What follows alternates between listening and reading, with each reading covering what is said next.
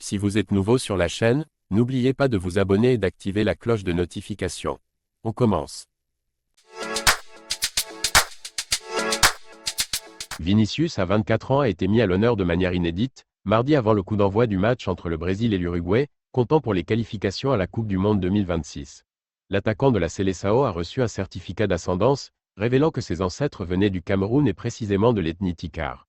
Cette remise symbolique s'inscrit dans le cadre de la campagne « Res de Ouro » menée par la Confédération de football brésilienne en collaboration avec une société de traçage génétique pour déterminer les origines de ses joueurs. Dans ce cadre, la star du Real Madrid a passé des tests qui ont donc révélé les origines africaines de ses ancêtres.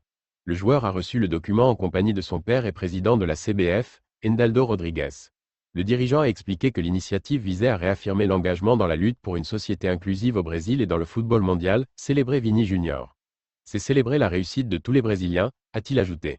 En connaissant ses origines, nous réaffirmons notre engagement en faveur d'une société inclusive, reconnaissant le rôle fondamental de la culture afro-brésilienne dans notre identité et notre réussite dans le football mondial.